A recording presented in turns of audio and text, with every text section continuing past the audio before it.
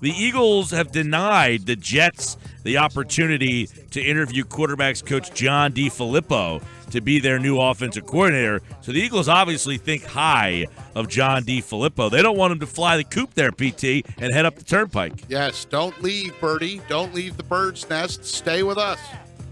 It's good insight. Something like that. Strong stuff from the PT.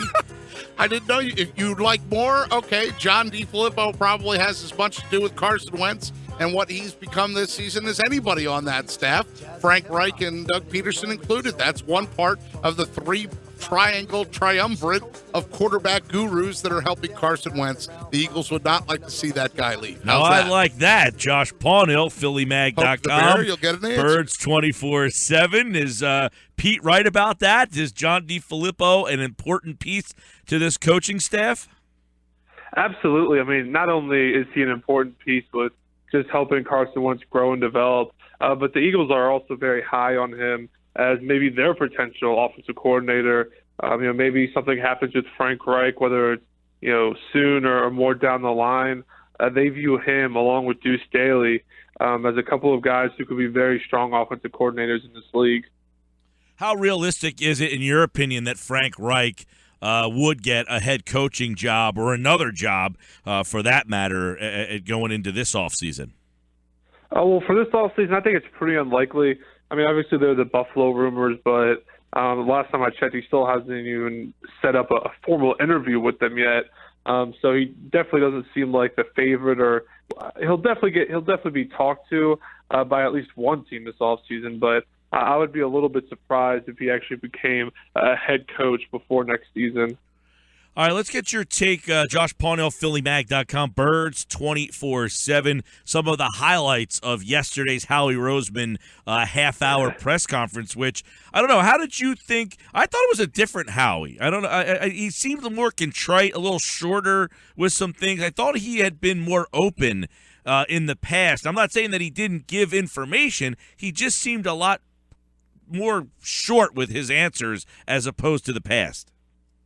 Yeah, I mean, this is something that, I think that was an accurate assessment of yesterday. And even the last couple of times we've had him before then, he's just a little more, doesn't want to give as much.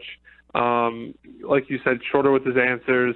And some of the stuff, though, you would think that it's not really a top secret that the Eagles need a wide receiver and a cornerback. So you would think he'd be able to just, say that and confirm it.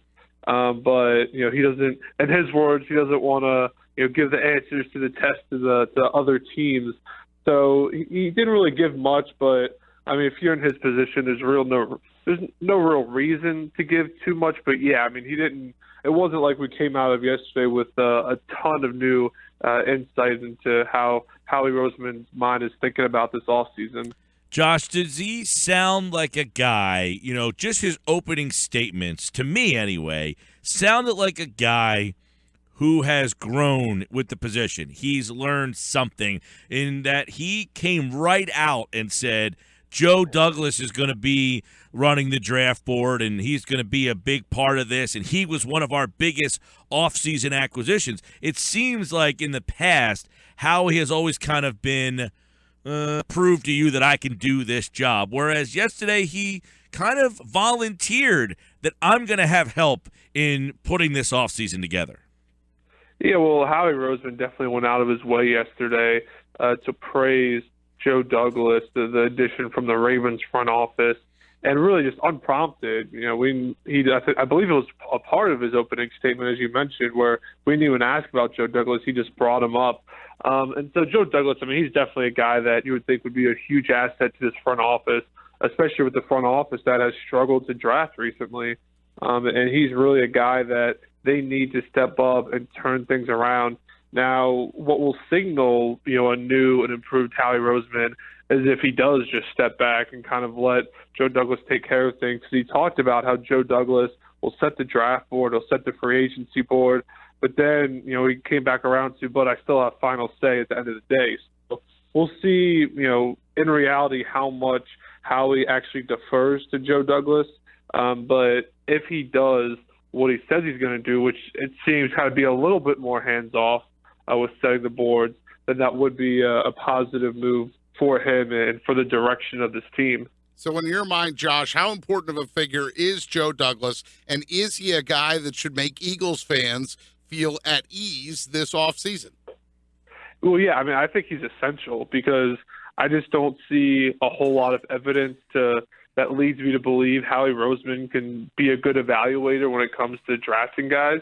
You know, we've talked before about contracts and trades and this and that, but, you know, he still obviously has a lot to prove in terms of can he draft well and evaluate that talent coming out of college. And Joe Douglas, very good track record, just even with the Bears. He spent 1 year last year there, in the 2015 season and then the 2016 draft. After the draft the last year, came to Philadelphia. But even in that draft, the Bears got a couple of really good rookies in the later rounds. And then when he was in Baltimore for about more than a decade, I believe. And he learned under Ozzie Newsome, who's obviously one of the most respected talent evaluators and front office people in the league. And he's credited Joe Douglas with pushing the Ravens to draft Joe Flacco as an area scout and, pushing other future Pro Bowlers onto the team saying, I really think that we should get this guy. So Joe Douglas, really good track record. He's viewed as a future general manager in the NFL. So, who knows if he'll even be in Philadelphia more than a couple of years. But I definitely think that for the Eagles to succeed and to build a team around Carson Wentz, they're going to need Joe Douglas to play a big role in that. Howie said that Douglas is going to report to him. And, of course, Mike and I have talked before on the air about Howie has not always played well with others. I mean, I think we heard the name Jason Light come out of someone's mouth the other day of different guys that have been in the Eagles personnel department, and then they were here today, gone tomorrow because Howie wasn't able to work with that guy. Do you think Howie will allow Joe Douglas to do what he needs to do? Will this relationship between the two of them work? That's a good question. I mean, honestly, given Howie's track record, I'm dubious. But if he has changed, if he did come away with a new perspective and a better understanding of what his role needs to be in order for this franchise to be successful, then he'll do that. But it's kind of a show me, don't tell me type of thing. So is he capable? Absolutely. But I also, like I said, think there's reason to question whether he will, given his track record with other people in the front office. I mean, that's one thing that hindered their search for a head coach was the presence of Howie Roseman. And will guys get along with him? Do guys want to work with him? So we'll see if he can do that, if he can work well with others and kind of let Joe Douglas just take the reins. Seems that the Eagles, by NFL standards, Josh, finally have a NFL-esque setup in their front office where there's a guy, a personnel guy, there's a kind of a, somebody that runs the draft room, and the coach kind of stays out of it. I think in Philly, it has been kind of backwards where the coach has had so much power, whether it be Chip or Andy. That's not the norm around a lot of places, right? Yeah, and especially the Chip setup. I mean, the only head coach with as much power as him was Bill Belichick, and that was only after he won at least one Super Bowl. I'm not sure he even had – I don't think he had all the power that Chip had until maybe after 3 Super Bowls. So, Bill Belichick was a Super Bowl winning head coach before he got the power that Chip ended up getting. And so Chip's power was definitely unparalleled in terms of at that point in his head coaching career. But in terms of just, a head coach's role with, getting along with front office, but also, having a role in, who's going to be on the 53-man roster, who's going to be on the 90-man.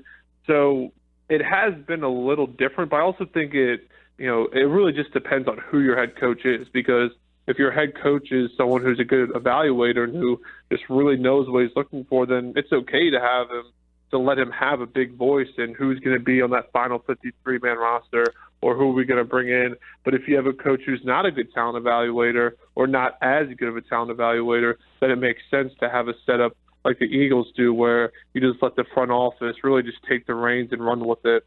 Hey, Howie opened up the presser yesterday basically by starting from where he thought they were deficient last year, the offensive line. He indicated Brooks and Wiz, and then they got Sayamala and Big V. It seems that last year he's kind of indicating that was a target that we wanted to fix. We wanted to take care of that in one offseason, and it seems that, they did a good job there. I mean, Brooks, obviously he had his issues late in the season, but when he was on the field, very good. Wiz was kind of an enigma, that they just didn't want to really give an opportunity, but he was that veteran guy that they could use in a couple of different spots. Sayamala looks like a little bit of a player. So in targeting the offensive line last year, I guess you got to say Howie did a pretty good job. Yeah, I mean, he did. I also think part of the reason he said that is just because those moves look pretty good. I mean, obviously the Eagles made moves.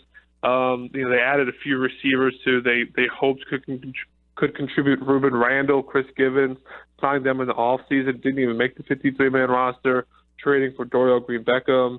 And they also tried to do what Howie phrased as Band-Aids at cornerback, Leotis McKelvin, bringing back Nolan Carroll, and those moves obviously didn't work out very well. So, I don't mean to take away credit from what he did on the offensive line because Brandon Brooks was an excellent signing. I think Isaac Seumalo was a good draft pick in the third round. We haven't seen too much from him, but I feel pretty good about I think that he's going to be a quality starting offensive lineman in this league. So I definitely think he did some good things along the offensive line.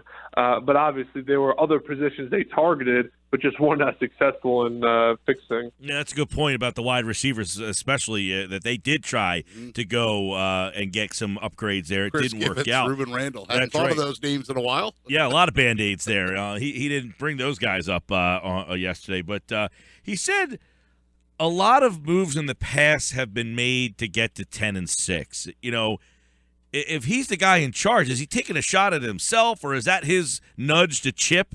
How did you read of that comment? I mean, is he saying, hey, a lot of the things we've done, me, myself included, have been to get to 10-6, and I've learned from that? Or is that his way of saying, yeah, the guy before me, because I know you guys tried to, have him untangle the Chip Kelly web a little bit there. He didn't seem to bite. But was he taking a shot at Chip, or was that just him saying, I've learned from my mistakes of the past, and some of the things I've done were 10-6 oriented? Yeah, well, that's actually something I've been thinking a lot about over the past 24 hours because I had two takeaways from that. I think that's just the philosophy that you need to have, and it's a good philosophy to have. Your goal, your goal shouldn't be just to get to the playoffs or get to 10-6. The goal has to be Super Bowl. That's what you're playing for. That should be the only goal that you have. But at the same time, I also thought about, well, he's also kind of moving the field goal a little bit where he can say now, if we're back next year, well, I told you guys, we're not trying to get to 10-6. We're trying to take a longer-term approach. So I think it's a little bit of both where that's the philosophy you should have, but also it's kind of can lower expectations for him because, well, we're not trying to get to 10-6 next year. We're trying to get to the Super Bowl in, 4 years. So you're not going to expect the Eagles to be 10-6 next year, maybe. So I guess those are my two initial reactions. As for Chip, I mean, there were definitely times in the press conference where he took some not so veiled shots at Chip, talking about the lack of talent receiver that they have, that they don't have those big play weapons, referring to Deshaun Jackson and Jeremy Maclin. But in that particular instance, I mean, Chip did go 10-6 in his first two seasons, so that probably is not a coincidence. But he definitely did take some shots at Chip in that half-hour media availability yesterday. Yeah, and I guess that DeLorean comment was kind of centered towards, if I could go back, I probably wouldn't have let those guys go. And then, of course, the follow-up was, well, would you have let those guys go? Well, I can't really talk about that, but I guess that was his another subtle shot of maybe I wouldn't have let these guys, because he mentioned, hey, there was a time when we used to lead the league in 20-plus yard plays, and now we don't. Don't blame me. Yeah, exactly. I mean, that was my exact read on it, was Howie Roseman saying, look, the wide receiver position is not good right now. And, I tried signing a few lower mid-tier guys last offseason, and it didn't work. But the whole reason we have this problem is because some guy thought it was a good idea to cut Deshaun Jackson and let Jeremy Maclin walk in free agency and then draft Nelson Aguilar as his replacement. So, that's an interesting one. That's an interesting one real fast on the Jackson, especially Jackson, because Chip wasn't like – he hadn't pushed Howie into the corner at that stage. So that kind of indicates a little bit. Did Howie have anything to do with the Jackson cut? I mean, that is an odd situation there. Did Chip basically supersede Howie at that point? Yeah, I mean, Chip was definitely the guy that was pushing behind that. It wasn't Howie Roseman didn't come up with the idea of let's try to cut this guy. It was now he did try to trade him before Chip because Chip obviously wanted to get rid of him. So Howie tried to trade him, and they couldn't get anything for him, or at least anything they thought was worth it. So they just cut him. But that was definitely coming from Chip's side of things. Josh Paunil with us, PhillyMag.com, Birds 24/7. So it sounds like, Josh, from a lot of your answers and your observations, that Howie Roseman pretty much won the media availability or had decent answers to give. One of your whole articles, you dedicated a whole article on PhillyMag.com to him explaining the Eric Rowe trade. I don't know that all the media and all the Philly Eagles fans have been satisfied with his answers. What was the new information that came out about why he made that move with Eric Rowe? Yeah, well, I mean, that was, I guess, probably the remark that surprised me the most because, I mean, it was just nonsense. It was his reasoning was, at that time we made the decision that we weren't going to sign Eric Rowe to a contract extension and keep him here after his rookie deal expires. Well, at the time they traded him, Eric Rowe wasn't even eligible for a contract extension for at least another year and a half or 2 years. So that was kind of crazy to me that he would say that. But really what it came down to was Jim Schwartz didn't think Eric Rowe fit in defense, and Jim Schwartz just didn't want Eric Rowe. And that's really the reason behind that trade. And now I guess Howie can't really say that, but, I mean, if I was Howie, I wouldn't throw out all the contract extension nonsense. I would have just stuck to, we didn't think he was a fit for our scheme, and we decided to move on.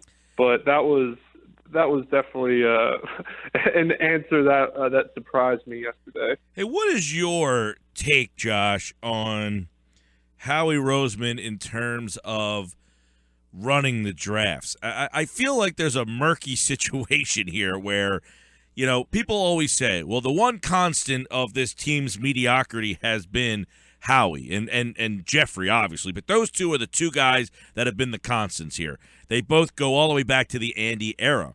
Now, many people believe that Andy ran the draft room and basically the offseasons, that he was kind of the GM, even though Howie had that title. So which drafts do you specifically pin on Howie to evaluate him as a guy running the draft room? That's a good question. I mean, it's really impossible to answer because, Jeffrey Lurie, when he's talked about Howie Roseman's role and the drafts that he's in control of, he only talks about the good drafts. The 2012 draft, we got Fletcher Cox. That's the draft where Jeffrey Lurie will point to and be like, Howie was in control of that one. So really you only get answers about, what drafts did he control. You'll only hear from people, he had all these good drafts for his, all the bad ones, that was Chip, that was Andy. So it really is a tough web to untangle. And that's, I don't want to say that's why, but that's probably part of the reason Howie is still here is because you can't say definitively Howie Roseman was in full control in this draft and that draft because they won't say it. They won't, talk about the dynamics and who in those rooms, it really came down to. So when you have someone who you can't really hold accountable because, he can just say, oh, that was Andy's draft or that was Chip's draft. So now that it's completely his show, even if the Eagles don't have a good draft, you can't just pin it on Joe Douglas because he's the one that hired Joe Douglas. So I feel like that's part of why he's still here is because now is when we can really say, he got to be held accountable for everything because we know definitively that he's in charge of all the moves. He's the one making the calls. So really starting last year, you can hold him accountable. But before that, it's really murky because he'll take credit for the good ones like the Fletcher Cox pick. But if you bring up like a Danny Watkins or someone else who didn't pan out, I had nothing to do with that one. How convenient. We're talking with Josh Paunil from Birds 24/7, PhillyMag.com. So, Josh, we know that the Eagles are up against the cap. They do have some issues. We know guys like Benny Logan are going into free agency. We've also heard Deshaun Jackson's name be mentioned as possibly be coming back to the Philadelphia Eagles. Is there room for both those guys to join this football team and improve this football team? If they really wanted to, they could probably make it work with signing both of those guys. But I think just between their financial state, their interest level in both guys, and how much other teams can splurge on those guys, I think it's pretty unlikely both of them are in Philadelphia. And honestly, I don't want to say surprised, but if I had to pick kind of an order of how those two guys will end up, I would say the most likely scenario is neither of them are in Philadelphia next year. The second most likely scenario is one of them, maybe Deshaun, because Benny, I think that he'll probably ask for more than they're willing to give him. His agent Todd France is, as he showed the Eagles with that Fletcher Cox deal last year, he's an excellent agent that will get as much money as he can. And Benny Logan, he'll probably try to get top 10 money among NFL defensive tackles in that $9 million range. Now, his market value is probably more in the $6 or $7 million range. So I think he could price out the Eagles. And then Deshaun Jackson, it's a similar situation where, he'll probably get his market value is probably somewhere around $8 million a year. And then if you're the Eagles, maybe that entices you because you need a weapon for Carson Wentz. But someone else who has, $30 million more in cap room can throw a little bit of extra money at him. So they could make it work if they really wanted to with both guys. But I think, if anything, they'll get either zero or just one of those guys. We know Howie did indicate that some guys might have to take pay cuts or also, might get cut altogether. Guys like Barwin, I guess, would be on that list. Kelsey. McKelvin said he would take a pay cut, right? He might get cut out altogether. McKelvin, Kendricks, Ryan Matthews. You think a lot of some of the veteran guys, you think we'll see some major changes? Yeah, I would be pretty shocked if Ryan Matthews is back next year. I think they'll save $4 million by cutting him. Connor Barwin's another guy who's open to restructuring, but I think it's more likely they'll just cut him, save about $8 million. Jason Kelsey, save about $4 million by cutting him. I'm kind of on the fence about it because after those first 3 games, he was much improved. But I actually think the thing that will hurt him is Isaac Seumalo's emergence because he looked pretty good at really every spot he played on the offensive line this year, played 3 different positions for them. And so I think they feel really good about him and the fact that he can just step in and play center tomorrow if he had to. So I actually think Isaac Seumalo's emergence, because if you can have him play and save, $3.8 million by cutting Kelsey, that's pretty attractive. And then you have Leotis McKelvin. You can save $3 million by cutting him. I think that's pretty likely. And then Michael Kendricks, he's kind of an interesting situation because you only save $1.8 million if you just cut him, at a normal time in the off season, which would not be worth it. But if you wait and you use the June 1st designation on him, then you could save $5 million. And that can get a little bit complicated. Basically, you have to wait until the start of the new league year, which is the start of free agency in a couple of months. And you can just give him that designation. We're going to officially cut him, June 1st or June 2nd, and then we'll save $5 million on the cap this year, which would be very appealing to them. And that would push some of his dead money, $1.6 million, back to, I think, 2017 and then 2018. So Kendricks is a little bit more complicated, but I think it would be very tempting to them to save that $5 million on a guy who doesn't play very many snaps for you. And notice we didn't mention Aguilar's name because we all know his story. It costs more to cut him than it does to keep him. Yeah, it costs, I think, almost twice as much to cut him than to keep him. And, really, if he's your 4th wide receiver, that's not a bad thing at all.